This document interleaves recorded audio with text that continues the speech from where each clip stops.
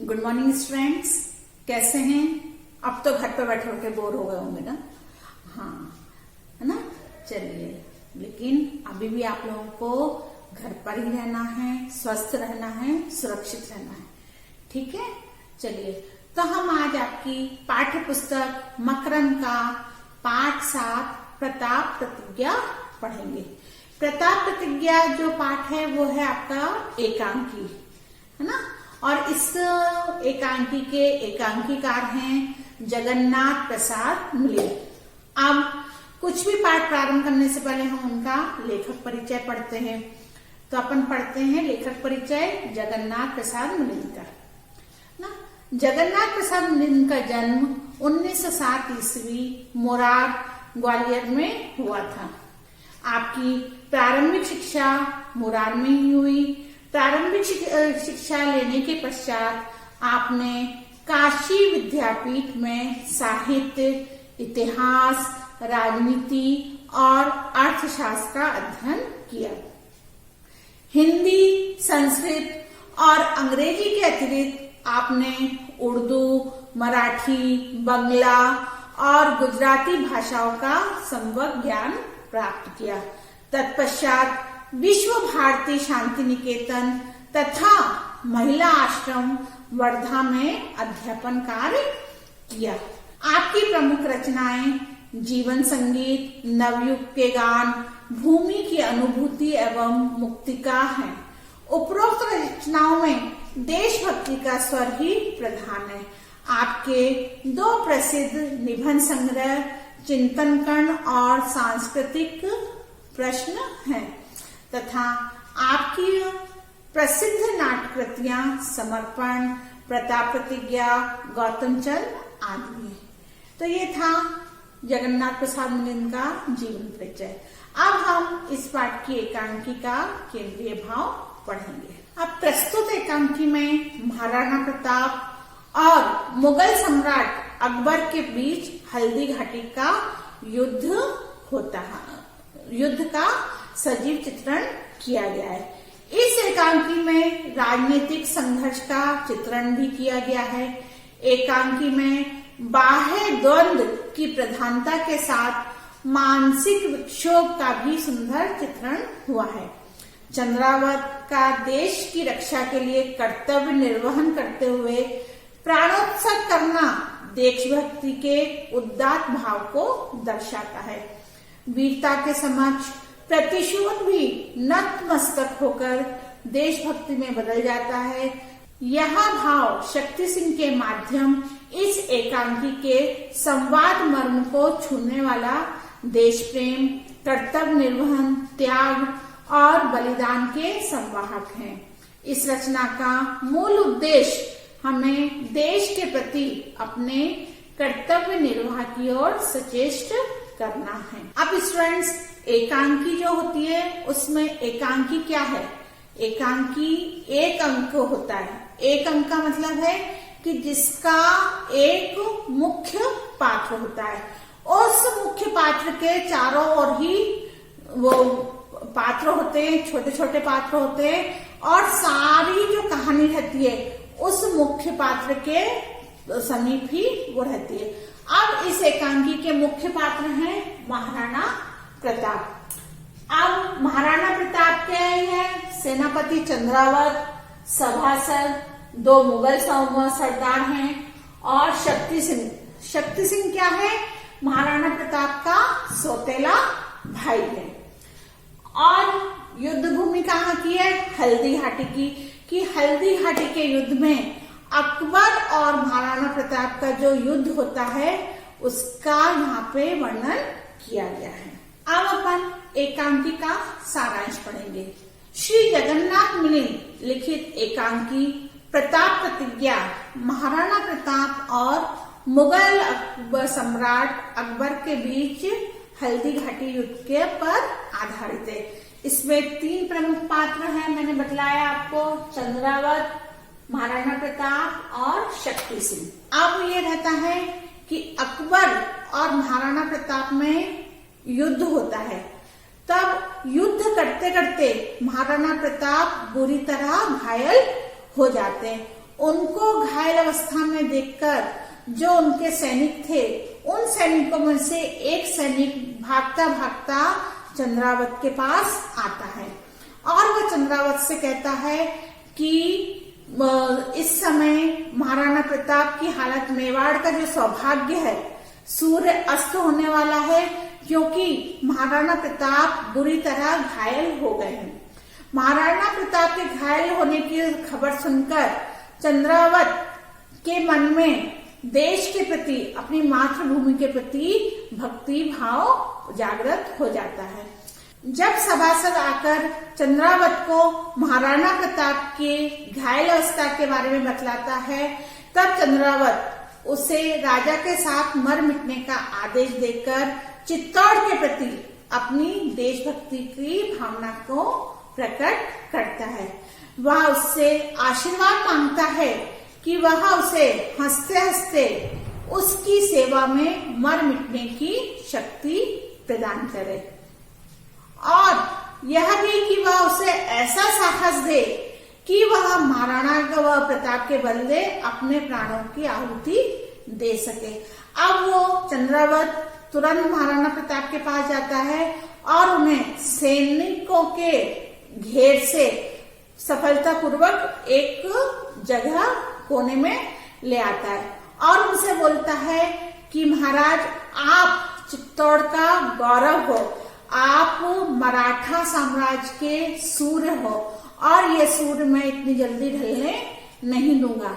तो आपसे मैं एक विनती करता हूँ, यदि आप मानना चाहें तो मान लीजिए।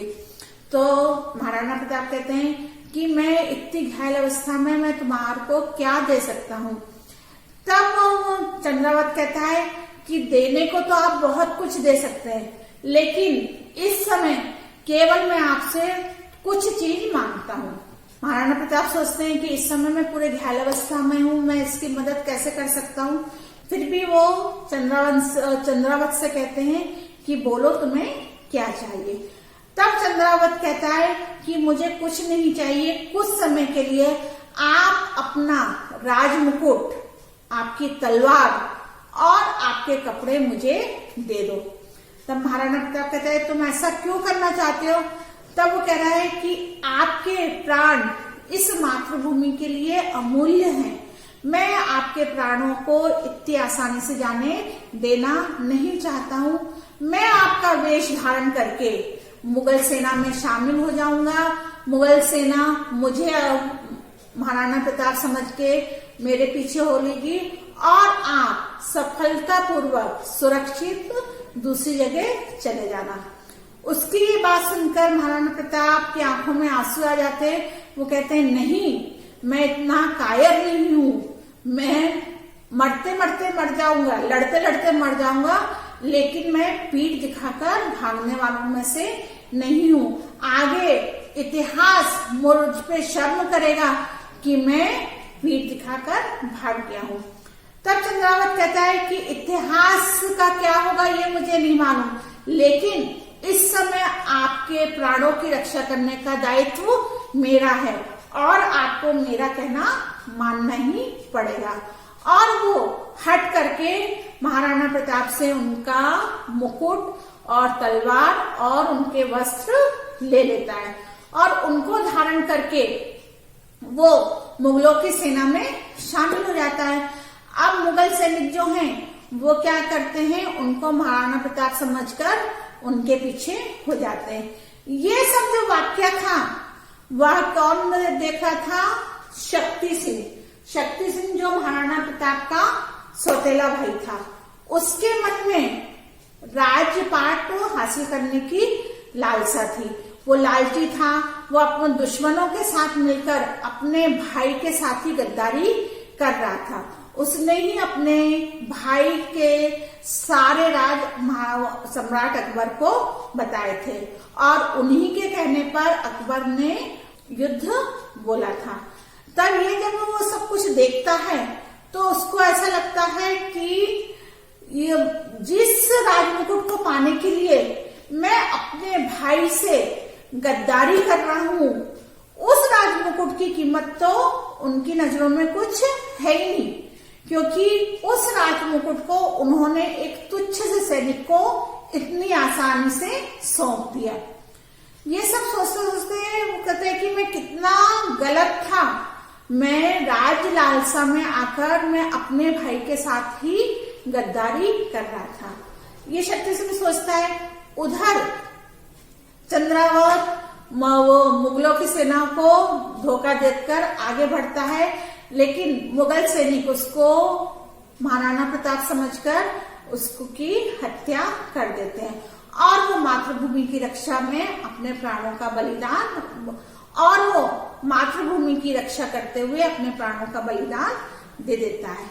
युद्ध इतना प्रचंड था कि उस युद्ध में महाराणा प्रताप तो घायल हो ही गया था, लेकिन उसके साथ साथ उनका जो प्रिय घोड़ा था, कौन था उनका प्रिय घोड़ा? चेतक।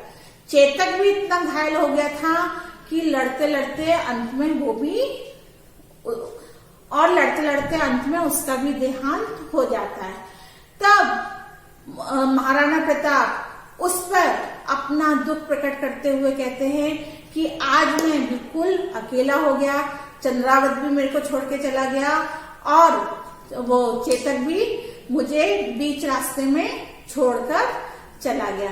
अब वो एक जगह घायल होकर एक जगह मूर्छित हो जाते हैं। मूर्छित अवस्था में ही जब शक्ति सिंह देखता है कि दो मुगल सरदार आपस में बात करते हुए आते हैं और उनको ये हकीकत पता चल जाती है कि जिसकी हत्या हुई है वो चंद्रावत कोई सैनिक था, वो महाराणा प्रताप नहीं था। तो जब वो घायल अवस्था में वो महाराणा प्रताप को देखते हैं तो वो उनकी हत्या करने का प्लान बनाते हैं और जैसे ही वो महाराणा प्रताप के पास पहुंचते हैं वे और उन पर वार करने ही वाले होते हैं कि पीछे से शक्ति सिंह आकर उनको मार देता है और इस प्रकार वो अपने भाई के प्राणों की रक्षा करता है। उसी समय क्या होता है, शक्ति सिंह आकर उन दोनों का काम तमाम कर देते। फिर वह प्रताप को महाराणा प्रताप सिंह शब्द के से सम्मान पूर्वक पुकारता है। प्रताप आंखें खोलते हैं, शक्ति सिंह को देखकर चकित होते हैं, क्योंकि शक्ति सिंह के बारे में उनको मालूम था कि वो उनके साथ उसका व्यवहार अच्छा नहीं होता।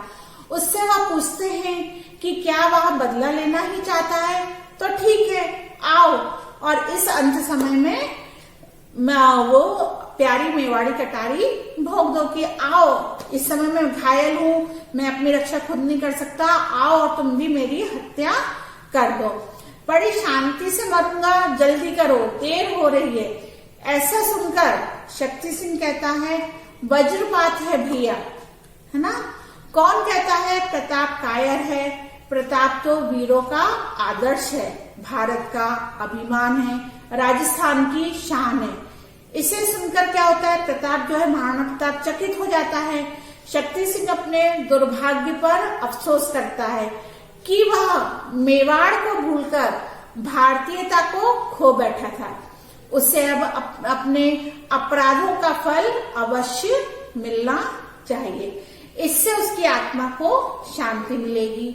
वह उसके लिए देवता है, वह प्रताप को भैया कहकर पुकारता है और वह महाराणा प्रताप से कहता है कि क्या तुम मेरे अपराधों को क्षमा नहीं करोगे। यह सुनकर प्रताप का भातृ प्रेम का जो झरना होता है वो क्या होता है, फूट पड़ता है।